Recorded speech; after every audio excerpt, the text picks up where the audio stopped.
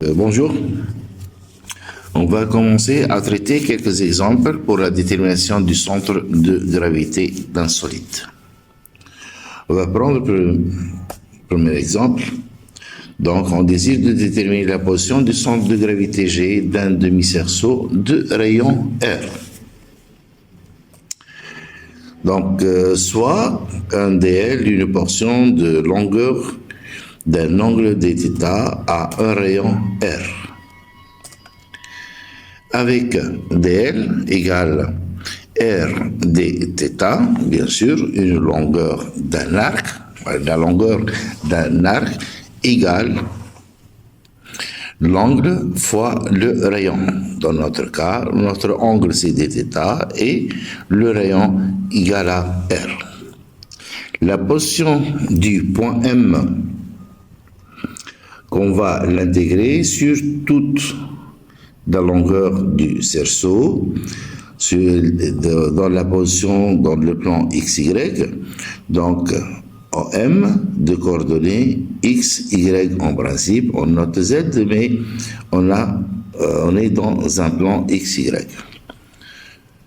Donc X par projection égale à R cos θ et Y égale à R sinus θ. Raison de symétrie, on a l'XG qui est égal à ZG égale à 0 et que la position de YG ou la position de OG autrement dit est située dans l'axe Y qui est égal à 1 sur M l'intégrale de Y dm. Avec dm égale la masse linéique fois la portion de longueur dl et que la portion de longueur est égale à r dθ et donc fois mu. M égale la masse linéique fois la longueur totale qui est égale à pi fois r. Donc M égale la masse linéique fois pi fois r. D'où YG égale à 1 sur mu pi fois r, l'intégrale 0 à pi, demi-cerceau, fois r fois sinus θ fois mu fois r fois dθ, qui est égal à r sur pi entre 0 pi sinus θ dθ. Donc, l'intégrale de sinus θ qui est égale à moins cos θ. Les deux bornes, c'est 0 pi. Et donc, on a à gauche le R sur pi. Donc, YG égale à R sur pi, facteur de moins cos pi moins cos 0. Avec cos pi égale moins 1 avec le signe moins donne 1. Et cos θ, cos 0 égale à 1. Donc 1 plus 1 égale à 2. D'où donc le YG égale à 2 fois le rayon sur pi. Pour le deuxième exemple, donc on désire de déterminer le centre de gravité d'une plaque homogène triangulaire de côté A, B, comme le montre la figure. Donc c'est un système cartésien. De plus, notre domaine d'étude est surfacique. Donc, premièrement, on va déterminer la surface qu'on le connaît pour un triangle rectangle qui est égal à A fois B sur 2.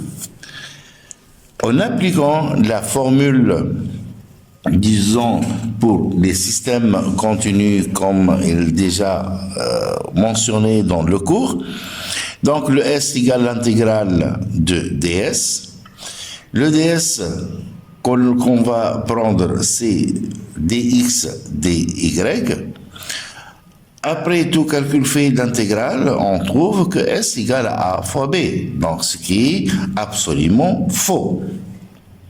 Donc pour calculer la surface de la plaque triangulaire, donc on va déterminer l'équation ou les équations de la droite développées car X et Y ne sont pas indépendants. Soit on prend l'Y en fonction de X ou X en fonction de Y, et bien on peut déterminer, disons, avec la formule des systèmes continus, S égale l'intégrale de 0 à A fois, à l'intérieur de parenthèses, on a 0 à y est égal à moins b sur ax plus b dy fois dx. Donc la première intégrale, donc dy, on aura y entre les deux bornes 0 et moins b à x plus b.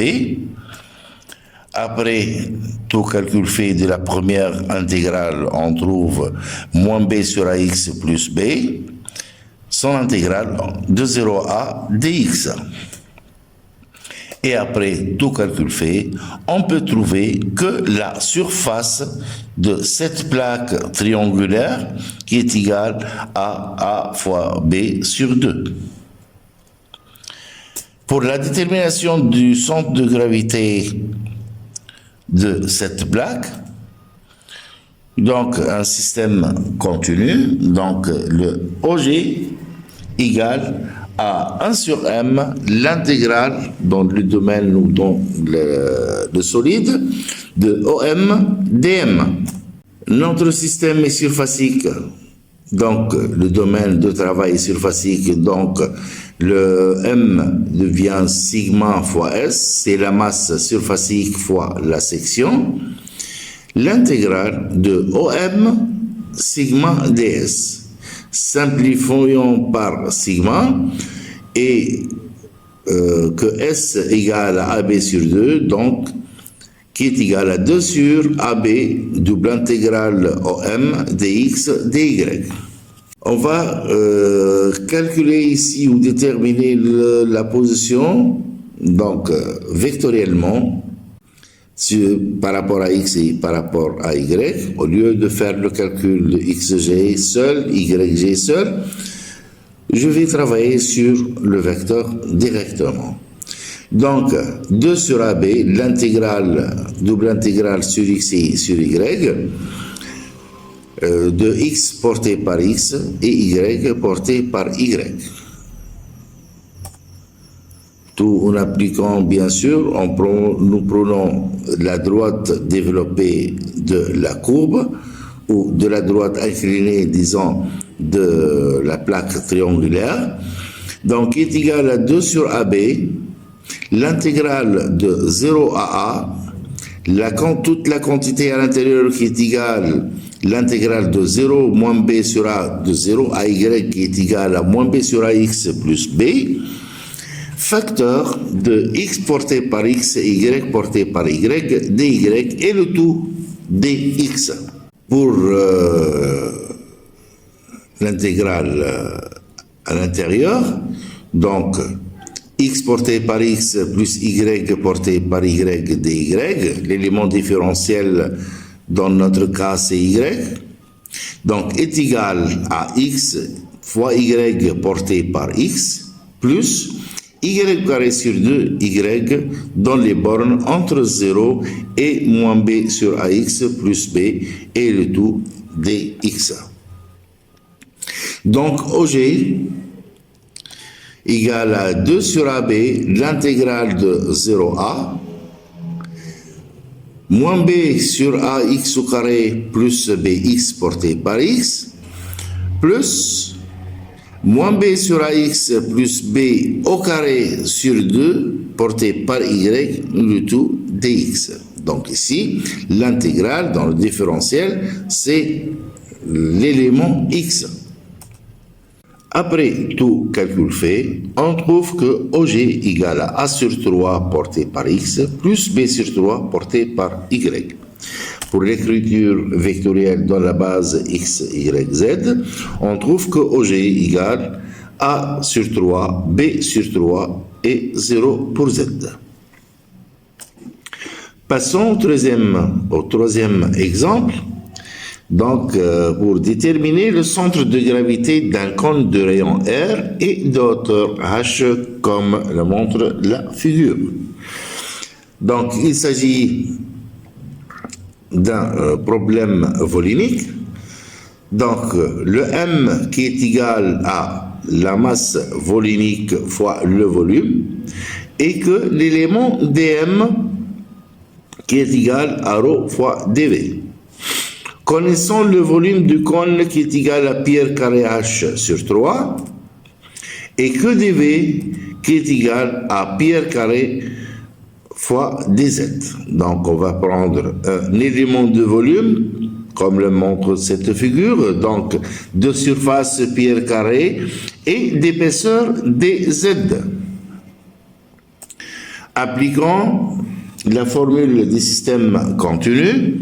Donc, OG égale à 1 sur M, l'intégrale dans le solide fois OP dm, qui est égal à 1 sur V, l'intégrale dans le solide OP dV, bien sûr, après simplification des ρ. Raison de symétrie xg égale à yg égale à 0. Autrement dit, notre centre de gravité est situé dans l'axe Z, qui est égal à 1 sur V, l'intégrale dans le solide Z fois dV, qui est égal encore 3 sur pi r carré h, l'intégrale de Z fois pi fois r carré dz. Puisque ici, R et Z ne sont pas indépendants, donc on va déterminer le R en fonction de Z. On va prendre le triangle OBD, c'est la projection du cône sur le plan YZ, en appliquant le théorème de Thalès. Donc, dans le triangle OBD ABC, on a AB sur OB égale AC sur OD. Et par identification, on a le AB égale à H moins Z, OB égale à H, qui est égal à R sur grand R. D'où R égale grand R facteur de H moins Z sur H. En introduisant cette quantité dans l'intégrale précédente, on aura que Zg égale à 3 sur pi r carré H, l'intégrale de Zpi facteur de R facteur de H moins Z sur H au carré dz. Et que, après une simplification, on trouve que Zg égale à 3 sur h au cube, l'intégrale de 0 à h, de h carré z, moins de h z au carré, plus z au cube dz. C'est un polynôme troisième ordre, donc le polynôme, son intégrale devient h carré z carré sur 2, 2h z au cube sur 3 plus z4, z puissance 4 sur 4 entre 0h, bien sûr en le multipliant toute cette quantité fois 3 sur h au cube. Et après tout calcul fait, on trouve que Zg égale à h sur 4. Donc, passons au quatrième exemple. Donc, il s'agit de déterminer ici le centre de gravité d'une plaque homogène comme la montre la figure. Il s'agit d'une plaque rectangulaire avec des formes donc, qui sont enlevées. Et pour déterminer ici le centre de gravité, premièrement, on va déterminer ici la surface de la plaque, la section de la plaque. On va diviser la surface de la plaque en 3 surfaces élémentaires, S1, S2 et S3. S1 c'est une plaque rectangulaire de longueur et hauteur 130-60. Le S2, c'est une partie triangulaire de dimension 30 x 30 et que S3, demi-disque de rayon R qui est égal à 20. Et que la surface de notre plaque qui est égale S1 moins la somme de S2 et S3. Donc, pour le calcul de S1 qui est égal à 60 x 130, qui est égal à 7800 mm², pour S2, donc il s'agit d'une plaque triangulaire, donc sa surface égale à 30 x 30 sur 2, qui est égal à 450 mm², et que S3, il s'agit d'une plaque de forme de demi-disque, sa surface, après le calcul, donc égale à 628,32 mm².